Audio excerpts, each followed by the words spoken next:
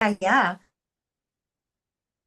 Hi, Shannon Groves. Thank you so much for coming on the Write Like a Badass podcast. That you asked me to be on here. Well, full disclosure, I know Shannon. I have been in a Mhm. show with Shannon, so I know that she is a multi-creative person. You sing, you dance, you sew really cute boho clothes. Love, Yeah. love to sew. Um, you're now going to write a children's book. Yes. Have you ever written anything before? No. Oh, I mean, technically, in the sense like I have told my kids stories tons of times, and then I've written it down and thought I should make this into a book, but I've never done it. And my kids are now like 20 and 22. So like I've done a lot of pretending to write, you know? we're all pretending to write, Shannon, but the fact that you Yes. told stories and then you wrote them down, that sounds like a Yeah. Christian Andersen process to me. Yeah. Well, honestly, this one particular that I want to write, my first one is one it just like was a conversation my daughter and I would have all the time. And I just thought it was a good premise for a book in the sense that, oh, can I give you like what the I guess the premise of the book is? Oh, you know I'm going to ask that. I also want to point out that you said my first one, meaning you've got more. You've got more. Yes. And honestly, the hope and the grand ambition is I want my daughter to illustrate it because she's an artist and she wants to do art for a living. Both of my kids are better at making original characters than I am, as far as like I am a great copycat. I could redraw a character all day long, but I'm not as good at making my own. And my kids have got original characters up the wazoo. So I'm like, get those guys out there, you know? Well, wait a minute. Let me back up. When you say Okay. create characters, are you talking about visually? Visually. Yeah. Okay, so you can Like, create them in terms of the words. You can come up yeah. with their characteristics. Yeah, but I'm not great at making exactly like a visual original character. Like I said, I copycat. So I I pick someone else's style.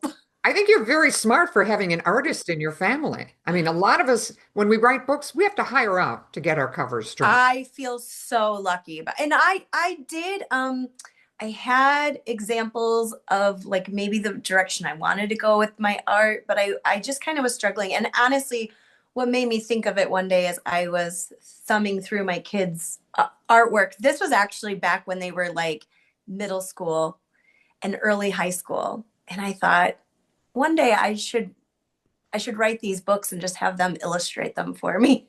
Yes, make So them. that's kind of what I'm doing now. Yeah. Hopefully, when I say now, I haven't started for real. You know, when we first talked about this, you said you were going to write with your daughter, but now you're Yeah. mentioning two daughters. How's that going to work? A son, my son and my Oh, daughter. sorry. Now the thing is though, is my son, he really is also, he is a writer. He writes comic books. Wow. So I am not sure if he's going to want to come along on this journey with me because I think he's going to have his own stories and his own characters he's going to want to draw and write for. Where my daughter, I don't think she has a lot of planned out thought for her characters and where and what they're gonna do. She draws them out and they do a lot of digital art. So it's in her sketchbook on her computer, but it doesn't go anywhere, you know? Hmm. So it So sounds like a I perfect collaboration. right? Yeah, that's what I was hoping too. Now you do have an idea for the story already. Yes. Do you want to share it, or I mean, some writers are like, no, I don't want anyone to know. No, oh, fine. Yeah. I feel like it's not that like heavy of a concept, honestly. It stemmed from a conversation my daughter and I used to have all the time, which was randomly when she was very little, like probably 3. Uh, I had reminisced with her a story of something I used to do. And I don't even remember, like, I'm just gonna make it up right now, but I was like, when I was a little girl, I used to love to play in my pool and play dolphins with my sister. And she was Oh. like, oh, like, because you were a little girl, and then, so we talked about, because mom was a little girl too once. And then randomly we would be, in the line to the grocery store or driving in the car, and she'd go, Mommy, tell me about when you were a little girl. And so I would tell her these random stories. So one of the reasons I really do want to put it into book form is I am a highly nostalgic person. I am very good at reminiscing and remembering my own childhood. And I personally think it's so important to work with younger generations, to whether it's your children or someone else, just younger generations, to remember being there, right?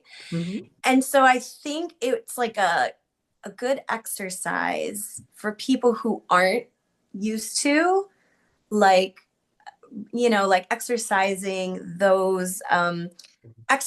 that muscle of like getting back to a nostalgic time or when you were a little kid and really being able to connect with your own children in that way. So that's supposed to be like the premise of the book, to kind of help parents or adults to like jog that memory and remember when they were little so that they can connect with littler generations. This is so interesting because a lot of Mm-hmm. people, when they set out to write a children's book, they write something that's purely fantasy. Right. They come up with that, whereas you are interested in passing along stories from your childhood. Yeah, and my hope is that like, like someone reads it and then it opens that conversation with them and their child. And then they could, because I do think, if you can remember being a kid, there's this weird disconnect to adults. Yep. They're just these weird beings that like they got it all together. They're like, I don't know, and you don't realize they also were once little kids We have a who lot of didn't. trouble with that. We're thinking of Yeah, parents as little children. yeah. Wow. So What? So you've got a concept, you've got a yes. collaborator, you got the Yeah. words, you got the ideas. What's your process going to be? Are you going to sit down and write? Are you going to write with your daughter? Are you going to do it together at the same time? She with the drawings and you with the words? That is such a great idea. And this is like something I've I guess I've joked about with my kids for so long. I'm gonna write this book and you're gonna illustrate it, right? And now all of a sudden I'm like, yeah, let's do it for real. Like why is this a hypothetical? Let's do it. And my daughter's she works at a brewery right now. She does like it, but she's like, I don't want to work at a brewery. That's not my ambition. She wants to do art. And so I was like, this is a fun way to hopefully maybe help her get her art out there and I can do something. I don't know. 45, I guess, is just the year I've decided. Well, I'll be 46 soon, but um, Who's counting? who's counting? But I think that is a thing too, though. There's this really weird feeling of like you've got to start what you're going to do young. You know what I mean? Yeah. A lot of people think I'm too old to start this. I'm too old to try something new. Right. And so I I was don't just think that's like, the case. yeah, right. And I'm like, who cares? So, and hopefully she gets to start being an illustrator in her 20s and I become a book author in my 40s, which is not what I originally would have thought, like I think you just think by your midlife, you're going to do what you're going to do for the rest of your life. Hmm. So, A but life takes some interesting twists and turns, doesn't it? really does. It really does. I have to point out there are a lot of people who write children's books. Does Yeah. that worry you? A little bit. And a little bit in the sense, and I don't know if you ever feel this as an author. Do you sometimes see books that get like a lot of like recognition or time or just like, people are and you're like, why that book? Oh, all the time. I'm jealous. I'm like, why did a major publisher publish that book? It's not good. Right? And Not I as think good as that mine. and especially with like especially with children's books because a lot and which is one of the reasons too not to dog on my own artwork, but I do think my kids are just on a different level than me, and so I feel like we'll fare better, we'll have a better chance if it's got really good artwork because like kids art is a lot of kids books, a lot of it hinges on the artwork. Is it Yes. interesting, is it captivating? The words are generally very simple. The concepts are very simple. I know, but they have to grab the child's imagination. Right. And so as far too, like you were saying with what the collaboration process with my daughter is going to look like, we're not even sure. We talked about it a little, but I even just had this realization of in my head, these characters were going to look like a cartoon version of me and a cartoon version of her, you know? I love it. But then I also thought, why does it have to be? Like, what does she want to draw? Are they weird little monsters? Are they weird little aliens? Are they animals? Are they, I don't know. And so I think I got to talk with her about what world she also wants to help build, Yes. you I'm know? also seeing a little girl swimming with a dolphin in a pool in a backyard. Right. Right. And so depending too on what she wants to draw, I think will also dictate what memories I put in. Because we can take the little girl playing dolphins out of the, in the pool. I got 20 million thousand childhood memories Hmm. to pull from. So yeah. You Yeah. mentioned that you hope that your book or books, which you're going to write more than one, help spark conversations between parents and children about Yeah. what the parents were like as kids and what they did, and so they can pass those stories along. Are you going to Yeah. include maybe a guide in the back of your book to help parents do that? Yes, that is some I did really hope that that was something that like yeah, whether in the front or the back or luckily too, I have a cousin who's an editor. So he Wow. um he used to be he used to do sports journalism in Chicago, and then he moved back to Michigan, and he does editing for U of M. I don't really know what He he knows his does. words. Is he Yeah. going to edit your book for you? Yes, so I'm gonna ask him and just be like, "Hey, Daniel, I need you to look at my book." And just because I think, well, and I don't, I'm assuming like do you work with an editor and whatnot, or do you? I generally work with some people that I know who have done a lot in editing and publishing, but Okay, I haven't hired out. I probably should, but well, I'm getting very jealous though listening to you, and I think a lot of other writers are too, because you've got built-in illustrators, you've I got do. built-in editor. Yep. I love it. Well, it's because how long have you been writing?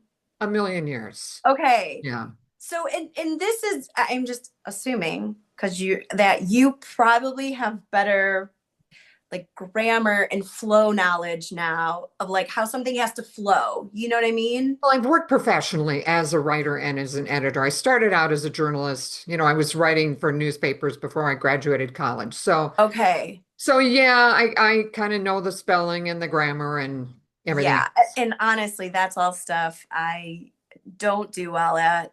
And actually it's actually been a dream of my son since he was very little. He's got a wild imagination. Like he was born with a wild imagination. And so he's always had stories and it's always been his dream. And when he was very little and writing was nothing but creative, he did so great. And his teachers were always like, "You're amazing. You're so," And then he got to an age where the grammar and all that stuff became more important. And his writing grades were like, Oh no, I shouldn't hold know. him back. And then, That is yes, correctable. That's right. And then it got very discouraged where he oh. was like, I could never be a writer because I'm not good at spelling and I'm not good at grammar. And I said, well, that's why you learn to collaborate. Hmm. You find someone who can take your concepts, your picture, your worlds, and hopefully put them in like help you put them in a way that they're more, I don't know, like easier to read. And You can so, always get some. I've done that for other people. I copy edited. A friend of mine wrote a brilliant fantasy novel, but it was kind of all over the place structurally, and I yes, fixed it for him, but I kept his story intact, and that's all he needs. Your son. yes, yes. And I think, I don't remember if I might have asked you this back when we were doing Sister Act, if you do ghostwriting. Do you do ghostwriting? I do ghostwriting. Yes. Okay. Because I do have, so now, like I said, I feel fairly confident enough. I've worked with children for a very long time. So one, I worked with children, so I know what gravitates, like what gets their attention, what keeps their attention, like that kind of stuff. I've read so many children's books. As far as writing a novel or more, my grandma has the craziest life story. And before she passed, we sat down and we wrote down and recorded a bunch of stuff. And she used to say, one day when after I'm dead, you can write it all down and tell my story. And I would love to, but the thought of writing a complex story like hurts my brain. So That that's, sounds like a big project, and I would be happy to take a look at it. I love family stories. I'm writing one based on my father's letters home from Europe during World War II. oh, His mother saved all of his little VE mail, and it's yeah. amazing. But can we get back to the children's one for a minute? Yeah. Because I'm kind of curious about where your love of reading and stories came from. Did your parents read to you when you were little? Um, Not a ton. Honestly, I hated reading when I was a kid. I am not a very strong reader. I okay, so back in the early 90s, I was diagnosed with ADD. I was never diagnosed with dyslexia, but I have a feeling that I think I have dyslexia.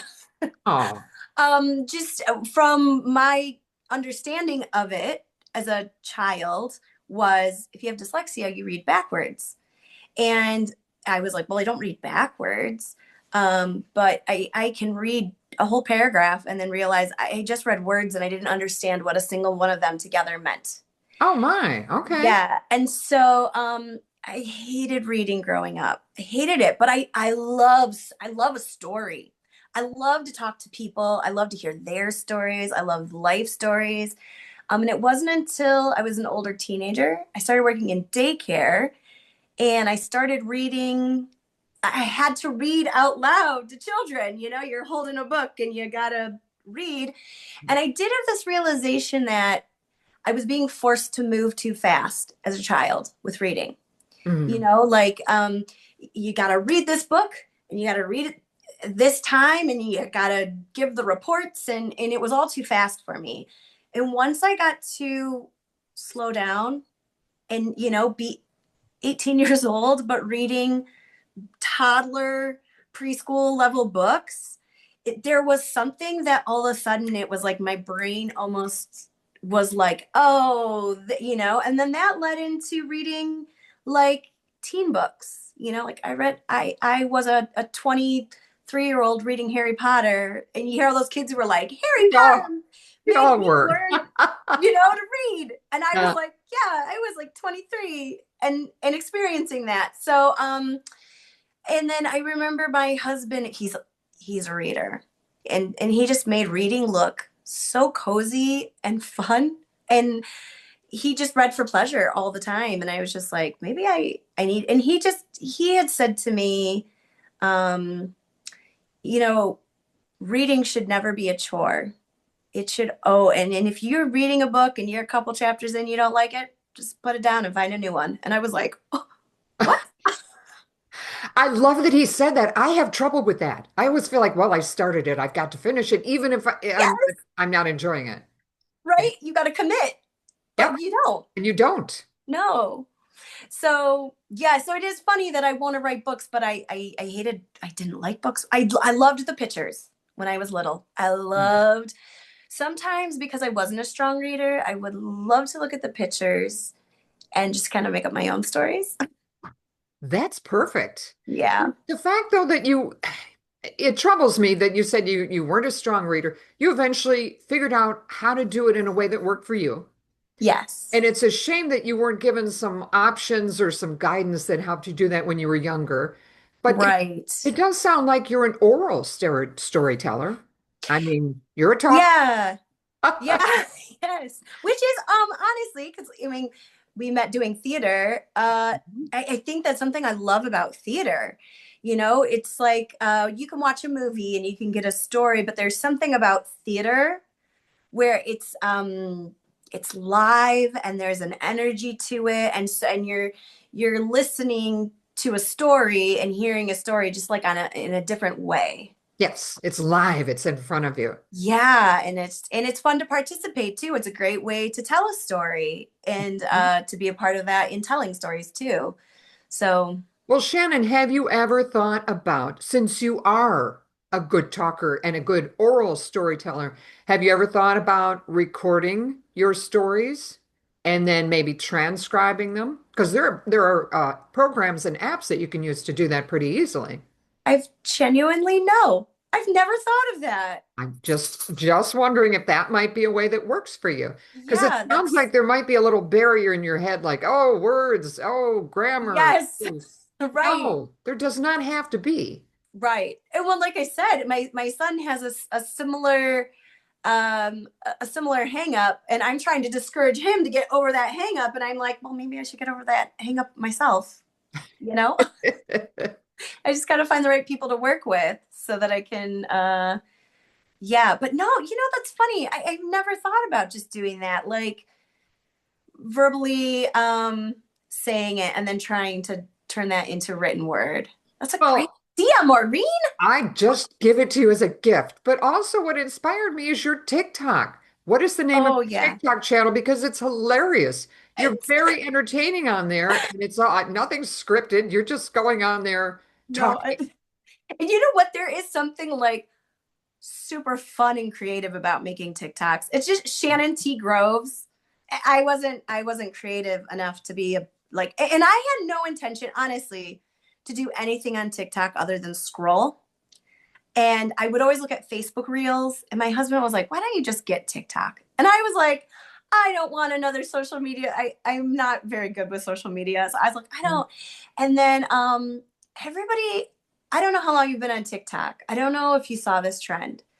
There was this thing you could do where it would show you a teenage version of yourself, Oh, and wow. every people were looking at it and crying and being like, "Oh, teenage me," and whatever. And I thought it was so funny. I was like, I just want to play around with the filter and see what it looks like. And I did it, and it made me laugh so hard. It's the very first TikTok I ever made because, and in all fairness, I did when I was in high school. I did look like I was 12, but this, That's yeah, okay, because now you're 45 and you look like you're 25. there you go. It made me look like I was like 7. And so I made a TikTok laughing at the fact that this teenage version of me, I don't look like a teenager at all. I look like a small child. And so, but then there was something very like creatively fun. And then I started playing around with filters, and filters started playing around with me, like randomly saying my thoughts. Random thoughts turned into stories, I so know it's very entertaining. I encourage anyone listening to find Shannon on TikTok and follow her. Um, fun. so let's get back to the children's book because I do have a tough question for you. Oh, Are you going to seek a major publisher for your book, or have you thought that far ahead? I how are you gonna don't bring this thing into being? I don't think so. I think I think I want to try to self-publish. I don't know if that's the right move. Actually, do you have advice on that? Do you I self-publish? Do you I self-publish all the time. I've gotten Okay. publishers for some of my works, and I've self-published others. And Yes. I know this is going to sound like a big self-promotion thing. I do have a course on teachable.com called Oh, Self-Publish Your Badass Book on Amazon. yeah. And because you are kind enough to be a guest on my podcast, I'm going to send it your way, and anybody else can access it. There are some steps that you have to go through. Yeah.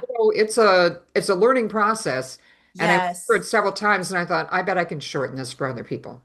Yeah, and that is a little bit, I think, where it is overwhelming. And when you genuinely when your dog took over your first TikTok, because I had just kind of started following you on TikTok, Hmm. and then your dog took over your TikTok. And I actually remember you saying like, "Do I just hand this over to my dog?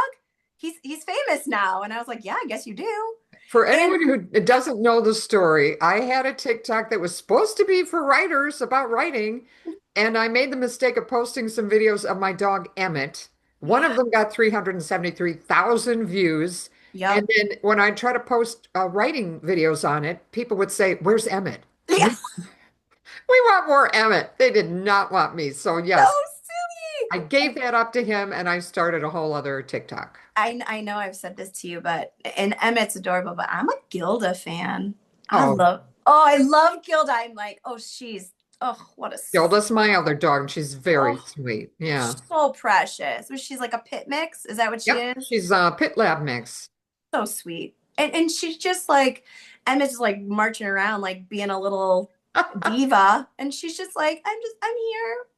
Do you know how many people have suggested that I write a children's book with those two as characters? Oh, you should. Those two dogs. Oh, I I'll mean, put that, I'll add that to my to-do list because it's getting longer yeah, and longer. Um, seriously. but you know, the way you said, "Oh, should I self-publish?" Is that right? It's it's free. Yeah, That right there is, a huge barrier for a lot of writers. yeah, Some people go with vanity presses. Some people do try to get a literary agent, and some people want to get it published by a major publisher. That's hard. They yeah. get so many thousands of submissions every year, so Yes. it's an And I option. think right in this age where you have the internet, I mean like I can kind of do a little promoting type of stuff on TikTok and whatever else. Like the dream would be I guess I'm putting this out. I've said it a couple times Put out it out there loud. to the universe, Shannon, to the universe. Manifest it is I would love to have my own little publishing company that my husband actually also has ambitions of books that he wants to write. So I'm like, families have businesses all the time. Why couldn't this just be my family's business? Why not? Right? Your son also has things that he could write Yeah. for your business. So my son, my daughter, me, my husband, I'm like, what can we just make this into our family business? I could be talking to a future publishing powerhouse right now. Maybe. Maybe we can go on like publishing tours together or something. Oh, that would be wonderful. That'd be I think great. this is exciting. Do you have a goal? Do you have a deadline in mind for finishing up your manuscript? Um, this is the thing. My manuscript for this one is finished. And it's having said that though, because we were doing this, I was looking for it and I can't find it. So that's a little bit sad.